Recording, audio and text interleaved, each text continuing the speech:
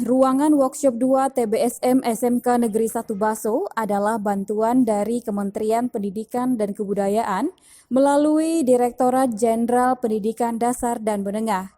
Nantinya, ruangan ini akan difungsikan sebagai ruangan PBM serta Teaching Factory atau TEFA.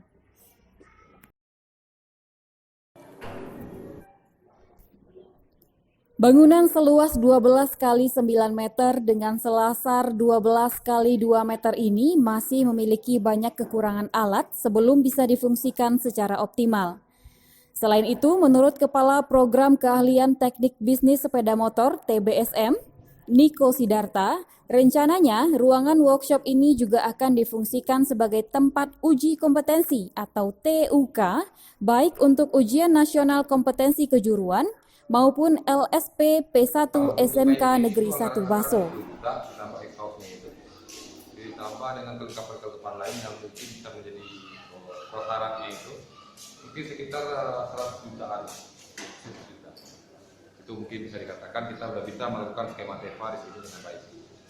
Kalau sumber dana itu memang kita dapat bantuan itu full berupa peralatan dan bangunan ini dari pusat. Jadi kalau untuk dari daya serap anggaran sekolah itu masih belum dialokasikan. Dan itu memang butuh perencanaan bersama dan butuh kontribusi stakeholder yang bersangkutan dalam bersama-sama melakukan perbaikan ke depannya. Karena ini juga demi anak kemenakan mereka di sini. Artinya komite sangat berperan penting di sini. Dalam skemanya, pemenuhan prasarana workshop SMK Negeri 1 Baso membutuhkan dukungan penuh dari pemerintah daerah, stakeholder, masyarakat, komite sekolah, dan pihak-pihak yang peduli untuk kemajuan pendidikan di daerah ini.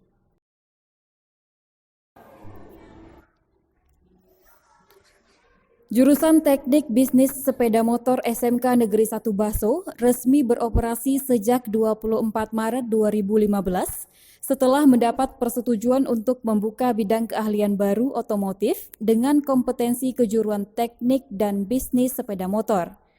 Hal ini pun lebih diperkuat dengan membangun kerjasama dengan DUDI yang relevan, yakni PT Astra Honda Motor di bawah binaan Mendilar PT Hayati Pratama Mandiri pada tanggal 22 Oktober 2015.